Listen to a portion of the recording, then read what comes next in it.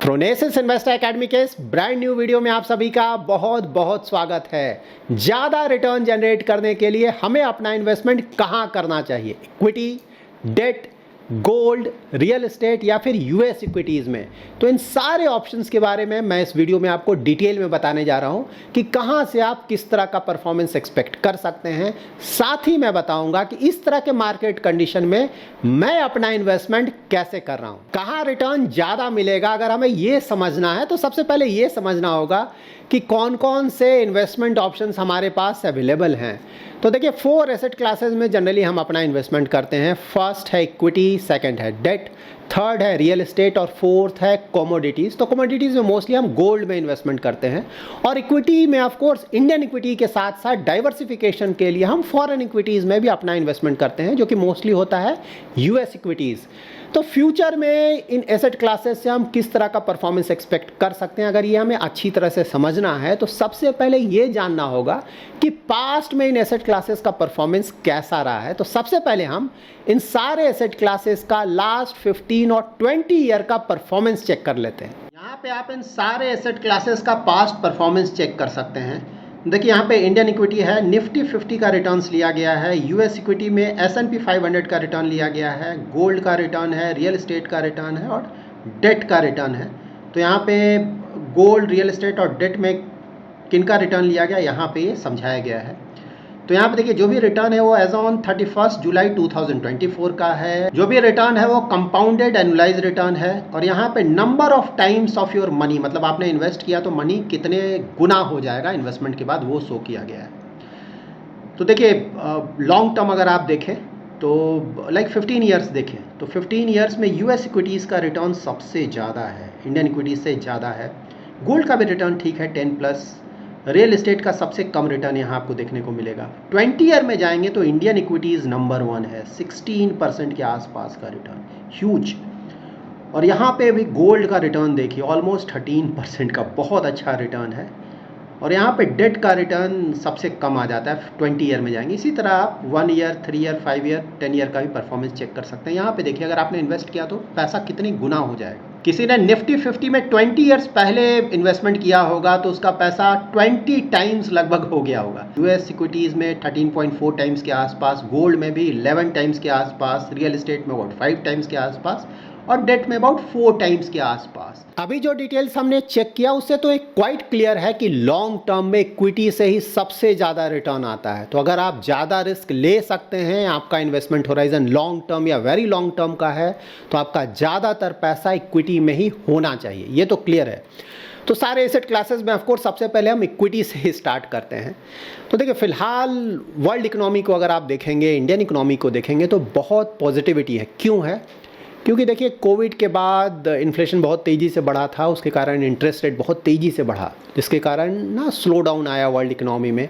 अब फिलहाल अगर आप देखें तो इंटरेस्ट रेट कट का समय आ गया है। ज़्यादातर इकोनॉमीज़ में ऑलरेडी इंटरेस्ट रेट कट हो भी चुके हैं, लाइक यूरोपियन यूनियन में रेट कट हो चुका है और भी आने वाला है, यूके में हो चुका है और भी आने वाला है, यूएस में एक्सपेक्टेड है कि सितंबर में शायद रेट कट होगा। अगर नहीं भी हुआ तो इस साल बिल्कुल लगता है कि वहाँ भी रेट कट स्टार्ट हो जाएगा। उसी तरह से इंडिया भी अगर आप देखें तो यहाँ भी रेट कट एक्सपेक्टेड है। ऑफकोर्स कुछ महीने यहाँ लग सकते हैं रेट कट में, लेकिन यहाँ भी रेट कट होगा। इस साल भी रेट कट होगा, नेक्स्ट ईयर भी रेट कट होगा ज़्यादातर कंट्रीज़ में। जापान ऑफ कोर्स एक्सेप्शन है, वहाँ तो रेट हाइक हो रहा है। तो ज़्यादातर मेजर इकोनॉमीज़ में जब रेट कट होगा तो ओवरऑल वर्ल्ड इकोनॉमी के लिए बहुत बड़ा पॉजिटिव है। लिक्विडिटी बढ़ेगा, यूएस में इंटरेस्ट रेट्स कम होंगे तो वहाँ से पैसा बाहर निकलेगा। पैसा बाहर निकलेगा तो ज़्यादातर इमर्जिंग इकोनॉमीज़ में जाएगा। इंडिया एज अ कंट्री बहुत अच्छा कर रहा है तो यहाँ भी अच्छा खासा पैसा आएगा। तो अब फिलहाल देख रहे हैं ना एफआईआईज़ का पैसा ज़्यादा इंडिया में नहीं आ रहा है, ज़्यादातर ना डीआईआईज़ या फिर जो रिटेल इन्वेस्टर्स हैं उसके कारण ही इंडियन मार्केट्स या तो होल्ड ऑन कर रहा है या फिर पॉजिटिव रिटर्न दे रहा है। तो जब एफआईआईज़ का पैसा यहाँ पे ऐड ऑन होने लगेगा, आने लगेगा, तो और भी अच्छा रिटर्न हम एक्सपेक्ट कर सकते हैं।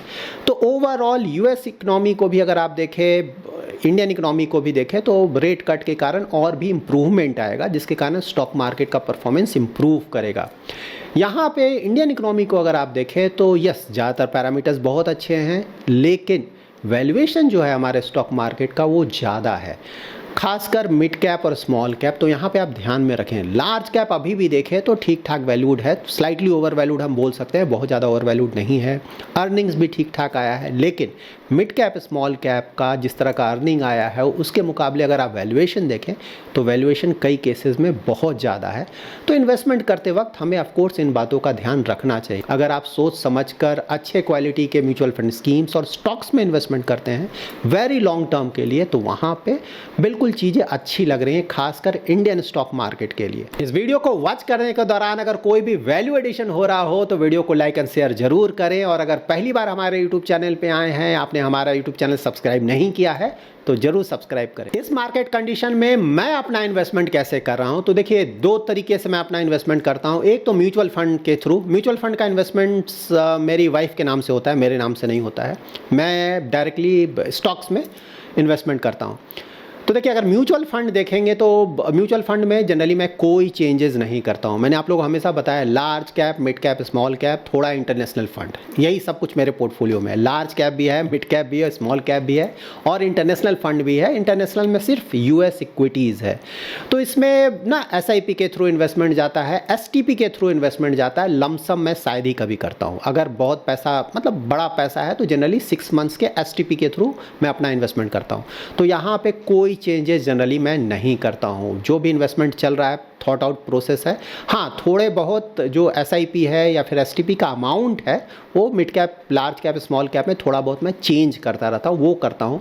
लेकिन ऐसा नहीं कि कोई फंड बेच दिया, कोई खरीद लिया, मतलब ऐसे मेजर चेंजेस मैं नहीं करता हूँ म्यूचुअल फंड पोर्टफोलियो में। जो है सो है, चल रहा है, उसी में कुछ लिमिटेड स्कीम्स है, उसी में मैं ऐड अप करता रहता हूँ, दैट्स इट। तो म्यूचुअल फंड में कोई मेजर चेंजेस नहीं होते हैं। जो भी चेंजेस होते हैं मोस्टली मैं स्टॉक पोर्टफोलियो में करता हूँ।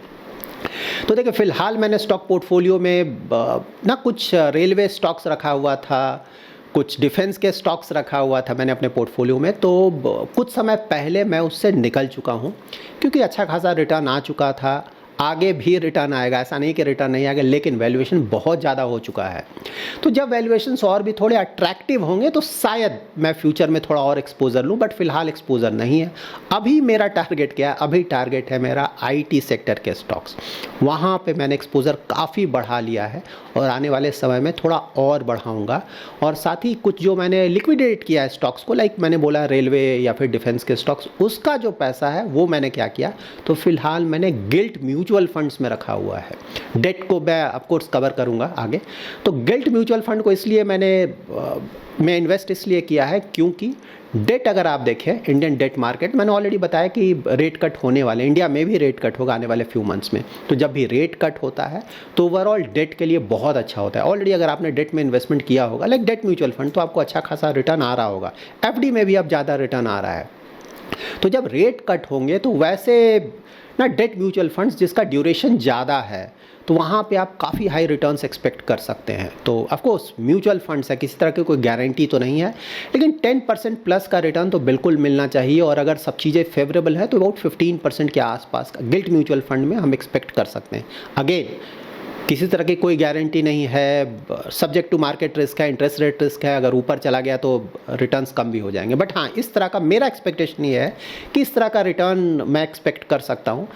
तो देखिए मार्केट जब ओवर वैल्यूड है, ऐसा लग सकता है कि कुछ पॉकेट्स गिर सकते हैं, like mid cap, small cap में गिरावट आ सकता है। तो इसीलिए मैंने पैसा रखा हुआ है क्योंकि वहाँ भी अच्छा खासा रिटर्न मिल रहा है। तो मैं जल्दबाजी में नहीं हूँ। जब मार्केट गिरेगा, लाइक 10% के आसपास अगर स्टॉक्स में गिरावट आता है, 10-15% के आसपास, तो फिर मैं गिल्ड से पैसा निकाल कर वहाँ पे इन्वेस्ट कर दूंगा। बट हाँ, फिलहाल जो भी मेरे पास कैश था, जल्दबाजी में नहीं हूँ कि इन्वेस्ट करूँ। ऑलरेडी पैसा इन्वेस्टेड है, कुछ पैसा, क्योंकि मैं पूरा कभी पैसा नहीं निकालता हूँ, सही भी नहीं है। स्टॉक मार्केट में हमेशा इन्वेस्टेड रहे, लेकिन हाँ, जब लगे कि मार्केट गिर सकता है थोड़ा बहुत ओवर वैल्यूएशन के कारण, या फिर जिस स्टॉक में आप इन्वेस्टमेंट करना चाहते हैं, आप चाह रहे हैं कि थोड़ा और गिरे तो मैं इन्वेस्ट करूँ, तो बिल्कुल आपको पैसा थोड़ा कैश में रखना चाहिए। और मैंने भी रखा हुआ है। तो जब यहाँ से और गिरावट आएगा तो इन्वेस्ट करूंगा। बट हाँ, any given point of time invested रहें, पूरा पैसा नहीं निकालें, क्योंकि मार्केट आपको नहीं पता, ऑल ऑफ अ सडन और तेज़ी से ऊपर चला जाएगा, आप मिस आउट कर जाएंगे। तो इसीलिए मैं भी यही इन्वेस्टमेंट स्ट्रैटेजी अप्लाई करता हूं। मेरे म्यूचुअल फंड पोर्टफोलियो में लार्ज कैप का अच्छा खासा एक्सपोजर है, लेकिन स्टॉक पोर्टफोलियो में लार्ज कैप बिल्कुल भी नहीं है, सिर्फ मिड कैप और स्मॉल कैप का एक्सपोजर है। लेकिन यहाँ पे आपको ध्यान में रखना है कि मेरा रिस्क प्रोफाइल क्या है, वेरी एग्रेसिव, दैट इज़ मैं बहुत ज़्यादा रिस्क ले सकता हूँ। मार्केट नॉलेज भी बिल्कुल मैं बोल सकता हूँ कि मुझे मार्केट नॉलेज है, और साथ ही इन्वेस्टमेंट होराइजन भी मेरा 10 ईयर से ऊपर है। तो जब भी आप अपना इन्वेस्टमेंट करें इक्विटी में तो ये डिटेल ज़रूर चेक कर लें, उसके बेसिस पे ही आप डिसाइड करेंगे कि कहाँ और कैसे इन्वेस्टमेंट करना है ना। वैसे इन्वेस्टर्स के लिए जो कि जानना चाहते हैं कि कौन से सेक्टर्स हैं जो कि अच्छा कर सकते हैं इक्विटी में, तो उनको भी मैं बता दूं कि देखिए आईटी तो मेरा फेवरेट है, मैंने बताया भी आप लोगों को। रेट कट होंगे तो और भी ज़्यादा इंटरेस्ट और भी ज़्यादा रिटर्न्स आ सकते हैं, लेकिन हाँ पहले से आपको पोजीशन बनाना होगा। जब रेट कट हो ही जाएगा, क्योंकि स्टॉक मार्केट पहले मूव करता है, तो पहले से पोजीशन बनाए, लेकिन वैल्यूएशंस का ध्यान रखें, क्वालिटी का ध्यान रखें, तो बिल्कुल ध्यान रखें। इसके अलावा फार्मा ऑलरेडी रिटर्न्स आ रहे हैं, वहाँ भी रिटर्न्स और आने चाहिए। बैंकिंग देखिए थोड़ा और टाइम लगेगा, मैंने हमेशा बताया है कि बैंकिंग में रिटर्न ड्यू है। मेरा फ़िलहाल बैंकिंग में कोई एक्सपोजर नहीं, फ्यूचर में मैं देखूंगा लेना है कि नहीं, फ़िलहाल नहीं है। लेकिन हाँ बैंकिंग से भी बिल्कुल हम अच्छे रिटर्न्स एक्सपेक्ट कर सकते हैं, लेकिन थोड़ा टाइम लगेगा बैंकिंग में, शायद इमीडिएटली नहीं आए। एफएमसीजी मैंने काफ़ी समय से आप लोगों को बोला, वहाँ रिटर्न आ चुके हैं, मतलब रिटर्न आना शुरू हो चुके हैं, और भी रिटर्न आ सकते हैं। डिफेंस रेलवेज़ वैल्यूएशन कंसर्न है। देखिए बिजनेस वाइज प्रॉब्लम नहीं है, सरकार अभी भी बहुत ज़्यादा ध्यान दे रहा है, यहाँ पे मेक इन इंडिया चल रहा है, तो बिजनेस उन्हें मिलता रहेगा, तो वहाँ पे बिल्कुल रिटर्न्स बनेंगे। लेकिन कंसर्न क्या है, वैल्यूएशन बहुत ज़्यादा हो चुका है। तो अगर वैल्यूएशन अट्रैक्टिव होता है तो बिल्कुल ये भी अच्छे पॉकेट्स हैं जहाँ के हम रिटर्न्स एक्सपेक्ट कर सकते हैं। इसके अलावा पीएसयू के जो दूसरे कंपनीज़ भी हैं ना, वहाँ भी वैल्यूएशन देखकर, क्योंकि वहाँ ऐसा नहीं है कि पूरा रैली ख़त्म हो चुका है, वहाँ अभी भी बचा हुआ है थोड़ा बहुत जूस, वहाँ भी और रिटर्न्स आ सकते हैं। लेकिन वैल्यूएशन मेजर कंसर्न है, कहीं भी इन्वेस्टमेंट करें प्लीज़ वैल्यूएशन ज़रूर चेक कर लें, मिड कैप स्मॉल कैप में तो खासकर। म्यूचुअल फंड्स में इन हेडेक्स को ज़्यादा नहीं लेना है, अपना पोर्टफोलियो मेंटेन करना है जो भी आपने बनाया है। लेकिन स्टॉक्स में जब भी हम इन्वेस्टमेंट करते हैं तो इन बातों का थोड़ा ध्यान रखते हैं। इक्विटी में आप कैपिटल गुड्स, इंफ्रा और ऑटो स्टॉक्स को भी देख सकते हैं, लेकिन वहाँ भी वैल्यूएशन का ध्यान में रखें, वहाँ भी हाई रिटर्न्स आने वाले समय में हम एक्सपेक्ट कर सकते हैं, लेकिन वैल्यूएशन और क्वालिटी को ध्यान में रखकर। इक्विटी हो चुका, आप डेट को देख लेते हैं। डेट ऑलरेडी मैंने बताया आपको ना, इंटरेस्ट रेट कट हो रहे हैं, तो यहाँ पे डेट में हम अच्छा खासा रिटर्न एक्सपेक्ट कर सकते हैं। Even short term debt funds को अगर आप देखिए, अच्छा खासा रिटर्न आ चुका है वहाँ पे, और आने वाले फ्यूचर में और भी रिटर्न्स आएंगे। इनफैक्ट रिसेंटली मैंने एक डिटेल वीडियो भी पब्लिश किया है, तो शॉर्ट टर्म डेट फंड और गिल्ड फंड का जो भी वीडियो मैंने पब्लिश किया है उसका मैं लिंक डिस्क्रिप्शन में शेयर कर दूंगा, जरूर आप वॉच करें। और वहाँ पे इन्वेस्टमेंट करने का बिल्कुल मतलब बनता है, जो भी सरप्लस पैसा है जो कि इक्विटी में आप फिलहाल नहीं डालना चाहते हैं, तो अगर आप बिल्कुल भी अननेसेसरी रिस्क नहीं लेना चाहते हैं तो शॉर्ट टर्म डेट फंड के लिए जाएं, थोड़ा बहुत हेडेक ले सकते हैं डेट में, तो आप गिल्ट म्यूचुअल फंड्स को भी कंसिडर कर सकते हैं। लेकिन पहले समझ लें कि ये काम कैसे करता है गिल्ट म्यूचुअल फंड, उसके बाद ही इन्वेस्टमेंट करें। तो बिल्कुल उस वीडियो को आप वॉच कर लें, अच्छे डिटेल्स मिल जाएंगे। इसके बाद देखते हैं गोल्ड। तो देखिए कमोडिटीज़ में ना, गोल्ड और सिल्वर में भी कुछ लोग थोड़ा बहुत इन्वेस्टमेंट करते हैं, तो सिल्वर के साथ एटलीस्ट प्लस पॉइंट ये है कि इंडस्ट्रियल यूज़ है सिल्वर का, तो वहाँ जैसे जैसे इकोनॉमी और इम्प्रूव करेगा वर्ल्ड वाइड, तो सिल्वर का भी आप एक्सपेक्ट कर सकते हैं कि रिटर्न्स आएंगे। और गोल्ड अगर देखें तो गोल्ड तो नेचुरल हेज है, ऑल्दो गोल्ड का कोई बहुत ज़्यादा यूज़ तो कुछ होता नहीं है, लेकिन फिर भी डिमांड बहुत ज़्यादा है, क्योंकि शुरू से आ रहा है ना, सेंचुरीज से गोल्ड का इंपॉर्टेंस है। तो ऑल्दो कुछ ऐसा डिमांड नहीं है, कुछ रिक्वायरमेंट नहीं होता है, इंडस्ट्रियल यूजेस की मैं बात बोल रहा हूँ, फिर भी बना हुआ है और आने वाले समय में भी मोस्टली बना रहेगा। रिसेंट टाइम्स में देखिए इतना ज़्यादा प्राइस क्यों ऊपर गया गोल्ड का, लास्ट ईयर भी अच्छा खासा गया, इस साल भी 20% प्लस का रिटर्न है लास्ट 1 ईयर में, और आने वाले कुछ और समय में अच्छा खासा हम अप्रिसिएशन एक्सपेक्ट कर सकते हैं। क्यों हो रहा है, एक तो कि देखिए सेंट्रल बैंक्स वर्ल्ड वाइड बहुत ज़्यादा गोल्ड खरीद रहे हैं। चाइना सेंट्रल बैंक जो है चाइना का बहुत ज़्यादा गोल्ड खरीद चुका, इधर थोड़ा कम किया है उसने खरीद लिया बहुत ज़्यादा। इंडियन सेंट्रल बैंक आरबीआई बहुत ज़्यादा गोल्ड खरीद रहा है। क्यों खरीद रहा है, क्योंकि देखिए ज़्यादातर जो इन्वेस्टमेंट होता है सेंट्रल बैंक्स का ना, वो यूएस के डेट में होता है, टी बिल्स में मोस्टली, या फिर उनके डेट पेपर्स में, क्योंकि वो सेफ्टी होता है। लेकिन आजकल आपको पता है रिस्क है ना, मतलब चाइना का मान लीजिए कोई प्रॉब्लम होता है किसी के साथ, तो यूएस में जो इन्वेस्टमेंट है यूएस उसको रोक लेगा, बोला मैं पैसा नहीं दूंगा। चाइना क्या करेगा मान लीजिए चाइना ने ताइवान पे अटैक किया, तो यूएस ने बोला ठीक है तुमने अटैक किया, अब जो भी इन्वेस्टमेंट मेरे थ्रू है या मेरे पास है मैं नहीं दूंगा। रसिया के साथ यही हुआ ना, रसिया का जब प्रॉब्लम हुआ तो रसिया का जो बाहर इन्वेस्टमेंट था वर्ल्ड वाइड, ज़्यादातर इन्वेस्टमेंट्स को ना ले लिया गया कि नहीं अब हम नहीं देंगे, तो ये प्रॉब्लम है। इंडिया भी इस बात को अच्छी तरह से समझता है, फ्यूचर नोबडी नोज़ क्या होगा, इसीलिए जो भी आपका इन्वेस्टमेंट है दूसरे देश में पूरा आप नहीं डाल सकते हैं, दूसरे देश पे डिपेंडेंट पूरी तरह से नहीं हो सकते हैं। इसीलिए गोल्ड में इन्वेस्टमेंट किया जा रहा है, गोल्ड अपने पास रखा जा रहा है कि अगर कुछ प्रॉब्लम आएगा तो एटलीस्ट गोल्ड को बेच कर हम कुछ पैसा निकालेंगे जिससे देश चला पाएंगे। तो इसीलिए गोल्ड का इंपॉर्टेंस बहुत बढ़ रहा है। End of course interest rate cut, मतलब लास्ट ईयर से ही लग रहा था कि यूएस में इंटरेस्ट रेट कट होगा, इसीलिए गोल्ड लगातार ऊपर जा रहा है और अब फाइनली तो लगता है कि रेट कट होने वाला है, तो गोल्ड में और भी थोड़ा बहुत तेज़ी हम एक्सपेक्ट कर सकते हैं। इसके बाद रियल एस्टेट भी कैसे चलता है, इंटरेस्ट रेट डिपेंडेंट है। देखिए सारे एसेट क्लासेस है ना इंटरेस्ट रेट डिपेंडेंट है। इक्विटी भी जब इंटरेस्ट रेट कट होने वाला होगा, मार्केट को लगा कट होने वाला है तो अच्छा करेगा, गोल्ड भी अच्छा करेगा और साथ ही रियल एस्टेट भी अच्छा करेगा। तो अगर आप ओवरऑल मार्केट्स को अच्छी तरह समझना चाहते हैं तो इंटरेस्ट रेट का अच्छा खासा आइडिया आपको होना चाहिए कि इंटरेस्ट रेट कब ऊपर जाएगा नीचे जाएगा। तो इससे आपको अगर अच्छा आइडिया है तो आप अच्छा खासा इन्वेस्टमेंट डिसीजन ले पाएंगे। रियल एस्टेट भी ना रेट कट होंगे तो आपको पता है होम लोन का जो इंटरेस्ट रेट कम हो जाएगा या फिर कार लोन का इंटरेस्ट रेट कम हो जाएगा, तो ज़्यादातर लोग लोन लेकर ही खरीदते हैं जो भी बड़ा इन्वेस्टमेंट होता है। तो ज़्यादा लोन लेंगे, ज़्यादा घर खरीदेंगे, ज़्यादा कार खरीदेंगे, फिर दूसरे चीज़ें खरीदेंगे लोन लेकर, तो उसके कारण क्या होगा कि ऑफ कोर्स घर का डिमांड बढ़ेगा। तो घर का डिमांड मतलब रियल एस्टेट बढ़ रहा है, लैंड लोग ज़्यादा खरीदेंगे, घर ज़्यादा खरीदेंगे, तो रियल एस्टेट के लिए पॉजिटिव होगा। तो ओवरऑल लास्ट ईयर से ही मैं आपको बता रहा हूँ, अगर आप रेगुलर व्यूअर हमारे यूट्यूब चैनल के, कि बहुत कम ऐसा समय आता है कि सारे एसेट क्लासेस अच्छे कर रहे हों।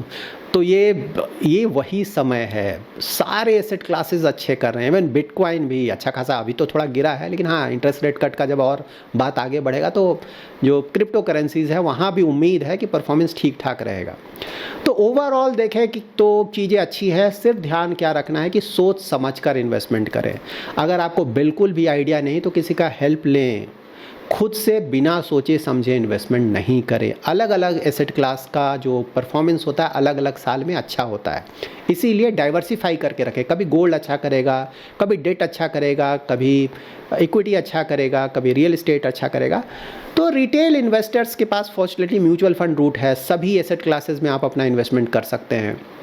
इवन रियल एस्टेट जो कि बहुत कॉस्टली होता है ना, वहाँ भी रीट्स के थ्रू स्मॉल अमाउंट से भी आप अपना इन्वेस्टमेंट कर सकते हैं।